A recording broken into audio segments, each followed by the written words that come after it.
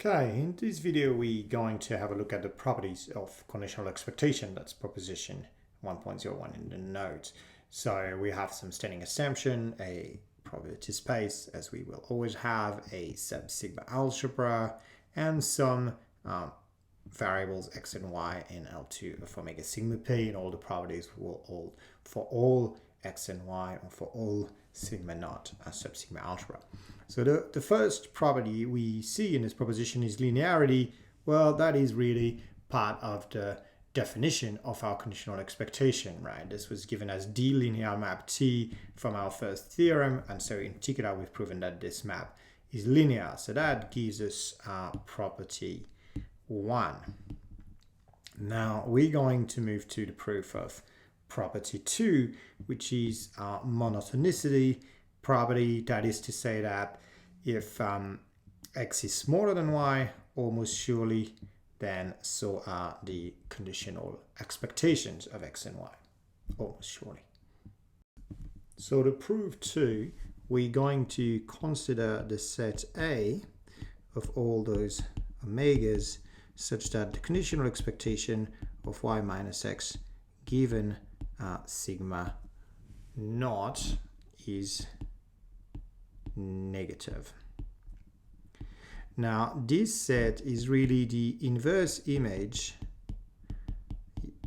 using this conditional expectation of the interval, I want negative, so minus infinity 0.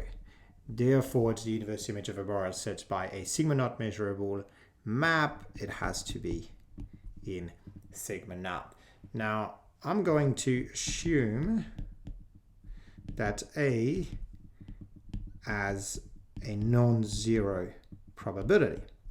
Then I'm going to derive a contradiction that is going to tell me that the expectation of y minus x given sigma naught is actually non-negative almost surely on the complement of that set A. So how do I derive a contradiction from that? Well, I'm going to look at the integral of A of y minus x. Right. Now, A is an element of sigma naught, so by property 1.1, the key property defining conditional expectation, this integral has to be the same as the integral of the conditional expectation given sigma naught. Now we know that on the set A, this conditional expectation is negative, so this whole thing has to be negative. But in the meantime, what do we know about y and x? We know that y is greater than x, greater or equal to x, almost surely. So y minus x is greater or equal to 0, or when integrated over a, that's since y is greater than x, almost surely. So we're deriving a contradiction because we're getting that 0 has to be strictly smaller than 0. So this is a contradiction, and that's the way I denote contradiction. Therefore, the probability of A has to be 0, and thus the expectation of y minus x given sigma naught is non-negative almost surely. And by linearity, this is telling me that the conditional expectation of sigma naught is greater or equal to the conditional expectation of x, almost surely, which concludes the proof of 2. Now we move to property 3, which is called the tower property, and it says the following: if you have a even smaller sigma algebra, let's call it sigma 1, it's a sub-sigma algebra of sigma naught, when you take successive conditional expectation, right? You condition on sigma 1 and, you condition on sigma naught, then on sigma 1, or you condition on sigma 1, then on sigma naught, then what you get really is the conditional expectation on the smallest possible sigma algebra. And if you keep this intuition that conditional expectation is a projection, that's logical, right? You project down into a subspace and then down into a further subspace. Doesn't matter in which order you do that, you're going to end up in the smallest possible subspace. So let's see how this is proven. We take A in sigma 1.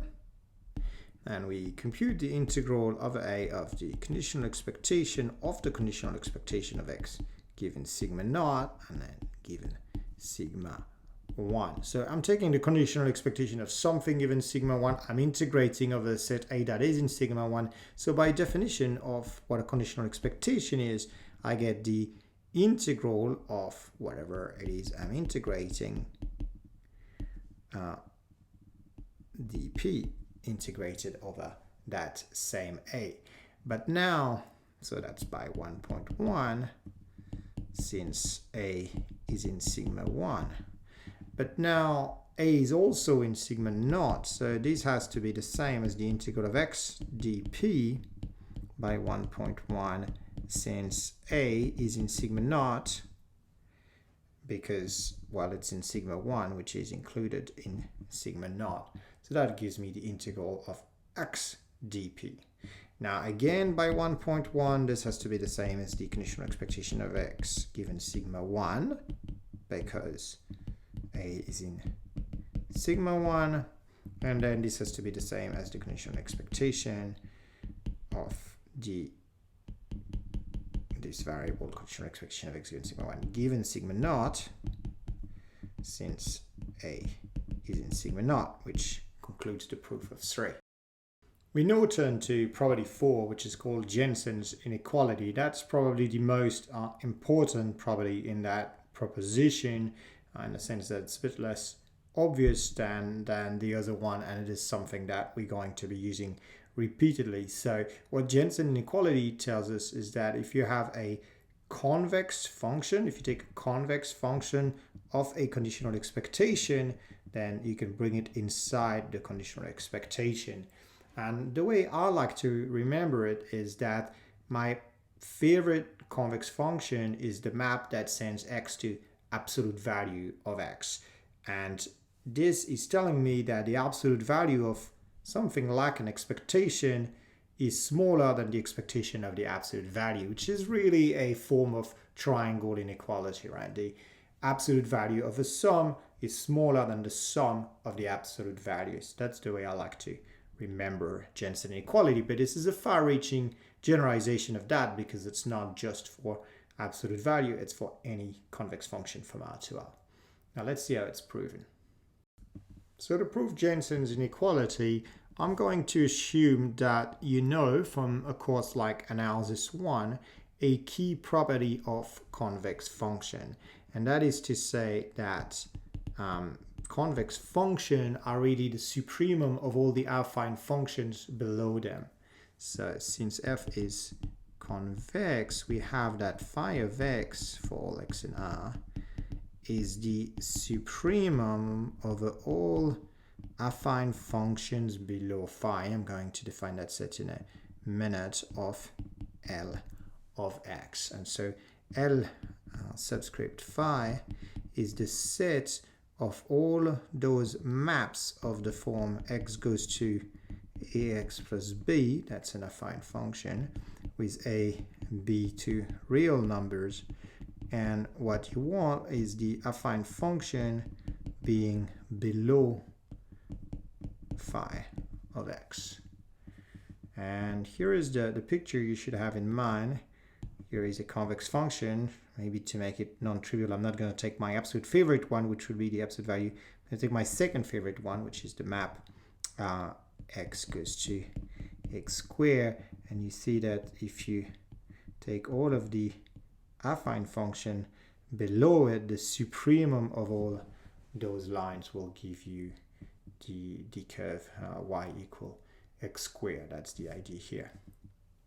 Now, how do we use this description of convex function that I'm not going to reprove in this course to get Jensen inequality? Well, that's reasonably straightforward. We take the expectation of phi of x given sigma naught. Let me pause for a second here and remind you that by phi of x, I mean the random variable from omega to r that takes an omega to phi of x of omega. Now x of omega is a real number and phi is a map from the reals to the reals. So the conditional expectation of phi of x given sigma naught is, thanks to the description using affine function, the expectation of the supremum of all affine function below phi of L of x given sigma naught. But now we have the monotonicity, this property 2, that tells us that this has to be greater than the supremum of all L in L phi of the expectation of Lx given sigma naught. And that is because the supremum over all L of x is greater than any particular L of x. So this is my variable y here, and this is my variable x here if you want, and applying property 2. So, okay, now that the supremum is outside, I've got the expectation of an affine function, and now I remember that by property 1, and then by reading the definition of conditional expectation, these are linear maps. So this has to be equal to the supremum over all L in L phi of L of the conditional expectation of sigma naught. But then again, by the description, let's call that D for description, that's what I've used here, and I use it again now, and using it again I find that this is equal to phi of the conditional expectation, which proves our property 4. Now we turn to properties 5 and 6. These are fairly easy properties to prove, but they are very important properties to keep in mind. Now the first one is that standard expectation is really just a special case of conditional expectation. It's the conditional expectation given the trivial sigma algebra, right? The smallest possible sigma algebra. This sigma algebra represents no information at all. The only thing you can say is that the empty set has probability 0 and the full space is probability 1, as they should. And if you have absolutely no information, then the best thing you can do to approximate your random variable is replace it by one number, namely its actual expectation. Now, 6 is telling me that when I condition a random variable, conditioning on a random variable or conditioning on a sigma algebra for that matter, I do not change the expectation. So the expectation of a conditional expectation is the same thing as the expectation of the variable you started from. Now let's see the proofs of these two simple facts. Okay, so for 5, if A belongs to sigma naught and sigma naught is the trivial sigma algebra, then of course integrating the conditional expectation, the actual expectation over the empty set, all I get is 0, which is certainly the same thing as integrating x over the empty set. And on the other hand, if I integrate over the full space the expectation, well, I get the expectation, which is just the integral of x over the full space. So by uniqueness of conditional expectation, this constant random variable, the random variable that sends omega to the expectation of x for every omega, is equal to the conditional expectation of x given sigma naught. That's the proof of 5. Now, what about the proof of 6, or even a slightly more general version of 6? Now, if I take sigma naught, just a sigma algebra, a sub-sigma algebra of sigma, and I take the trivial sigma algebra to be the one we've used in 5, then what have I got? I've got that the expectation, the conditional expectation of x given sigma naught, if I want to compute the expectation of that, we've seen in 5 that it's the same thing as taking the conditional expectation given the trivial sigma algebra. But then we've seen with the tower property, which was property 3, that this has to be the same as the conditional expectation of x given the smallest of sigma naught and sigma t, which is sigma t. And then we've seen in 5 that this is nothing but the expectation of x. So expectation doesn't change as you condition over a subsigma algebra, in particular as you condition over a random variable. Now we turn to 7. And 7 is very helpful. It's called taking out what is known. It's a far-reaching generalization of the fact that if you take a conditional expectation of a variable y, which is already sigma naught measurable, then it doesn't change. The conditional expectation of y given sigma naught will be y itself.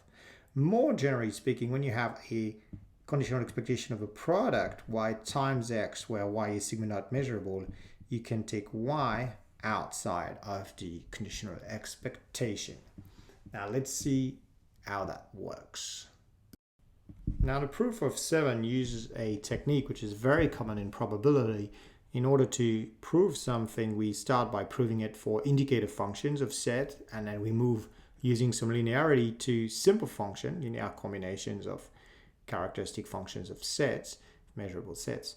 And then we use a limiting argument and the fact that by definition elements of L2 are limits of simple function with respect to the L2 norm to get to the general case. Now let's see how that works. So let's first assume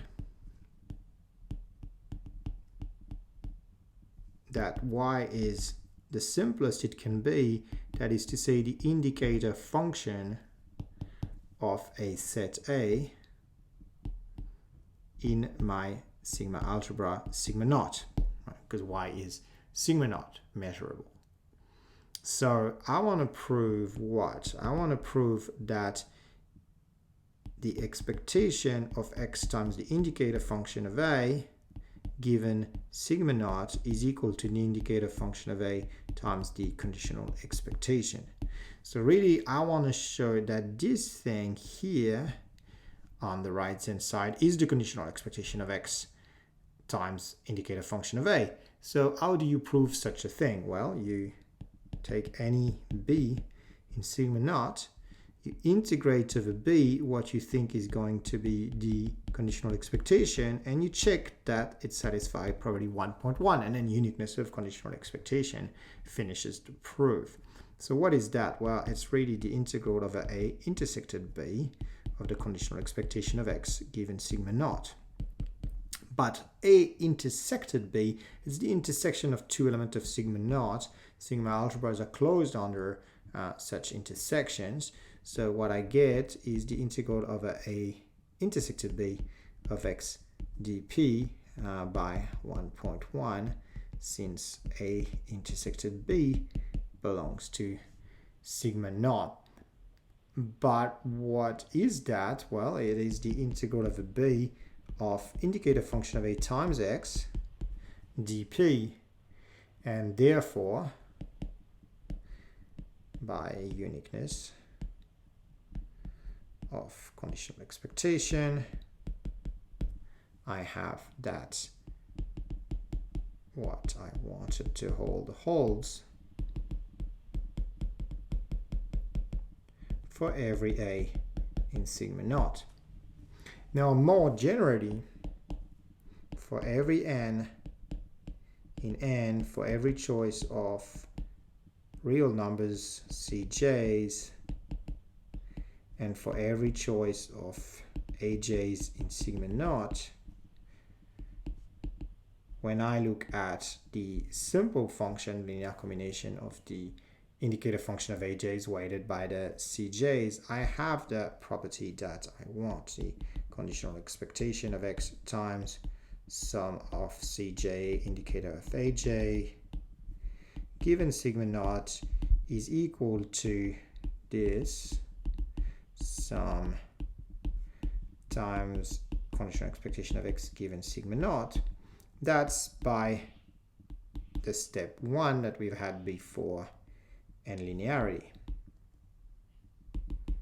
Okay, so we've proven the property that we'd like to prove, but we've proven it only for a special kind of random variable y, namely a simple function.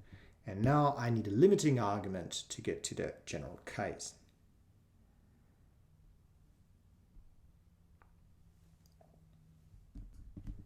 So for the general case now, I take a y, which is in L2, of omega sigma naught pi, and I consider yn a sequence of simple functions that tends to y in L2 norm, such that yn minus y, the L2 norm, which I remind you is the expectation of yn minus y squared to the 1/2, of course, goes to 0 as n goes to infinity. That's possible by definition of what an L2 space is. So now I want to look at the conditional expectation of yx given sigma naught minus the y times the conditional expectation of x given sigma naught. And what do I need to show? I need to show that these two things are equal when I integrate over any set b. Let's take absolute values of that. Any set b in sigma naught. And if I can show that this is 0, then I have my property by uniqueness of conditional expectation once again. So what I'm going to do is I'm going to introduce the yn for which I know the property holds. So I'm looking at this quantity, and then I want to introduce the yn. So I'm going to, well, let's rewrite that first, add and subtract yn. So this is equal to the integral of a b of the expectation of yn x given sigma naught dp minus the integral of a b of yn times the expectation of x given sigma naught dp plus the error I'm making by replacing y by yn, which for the first term is the expectation of y minus yn times x given sigma naught, and for the second term is the integral of y minus yn times the conditional expectation of x given sigma naught. Right, but now in this sum, really, this first part here is 0, and that's because of step 2. Yn is a simple function, so we already know this property of the conditional expectations for simple function. So now I'm left with these two error terms to estimate, and I'm going to use the triangle inequality, and I'm going to say that this is smaller than the integral of a b of the absolute value of the expectation of y minus yn x given sigma naught dp plus the integral of a b of absolute value of y minus yn conditional expectation of x given sigma naught dp. That's by triangle inequality. And now I can use Jensen, one of the properties we've shown before, and what I'm getting is that this has to be smaller, while integrating over b is of something non-negative is going to be smaller than integrating over all of omega, so this is smaller than the expectation of absolute value of y minus yn times x times absolute value of x given sigma naught plus expectation of y minus yn times x conditional expectation of absolute value of x given sigma naught. Right, now remember we've seen that conditional expectation, taking conditional expectation doesn't change the expectation, so the first term is reached as the expectation of the product y minus yn times absolute value of x, and for the second one I'm going to leave it as it is for now.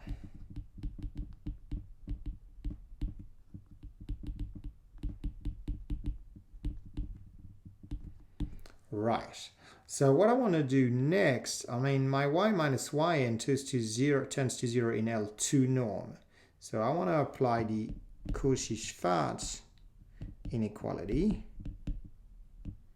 and control this L1 norm of the product by the product of the L2 norm, y minus yn times the L2 norm of x. And here I get y minus yn times the L2 norm of the conditional expectation of absolute value of x.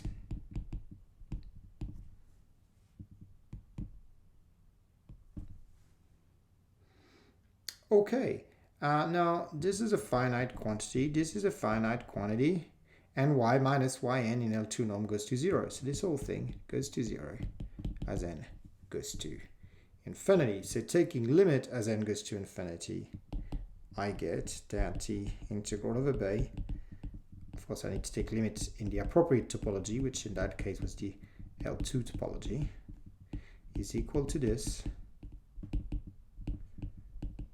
for all b in sigma naught. And therefore,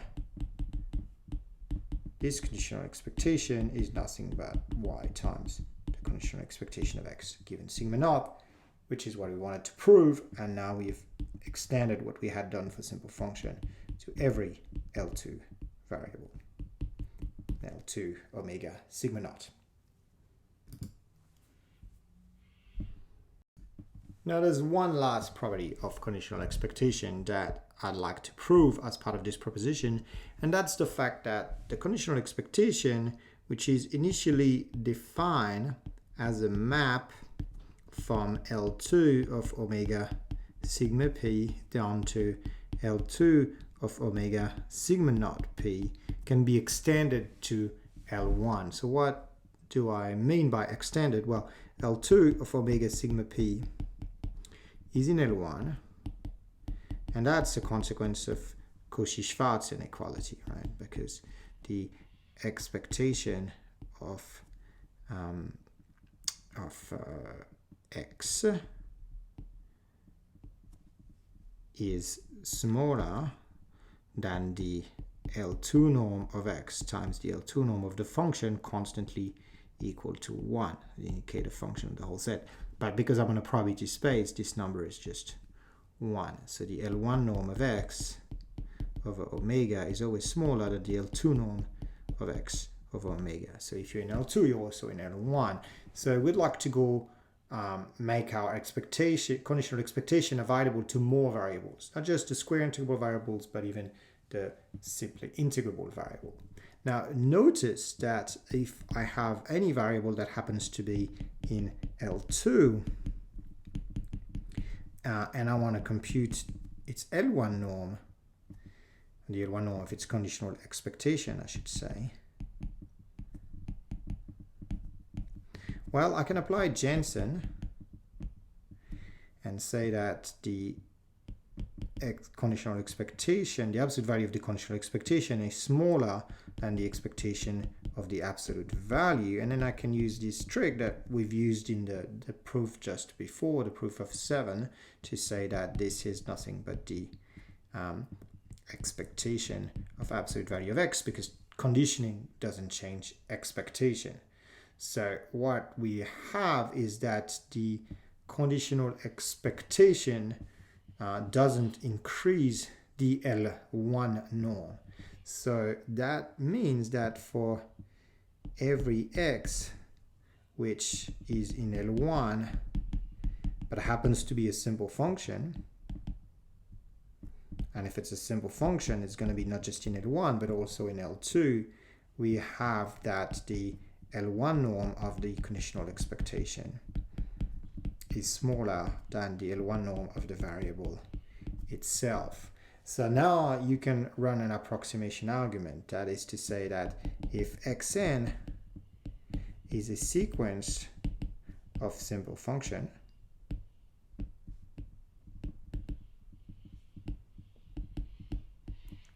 that is such that xn minus x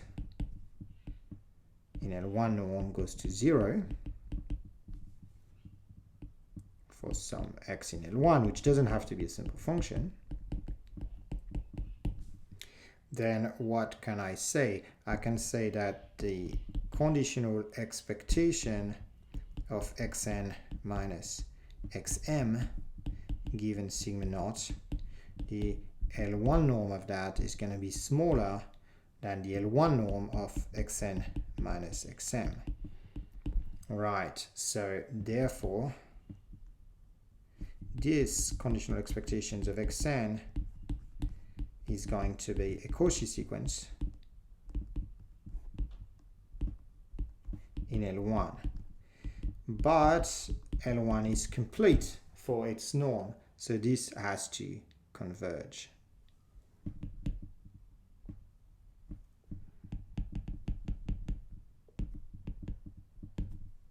So this converges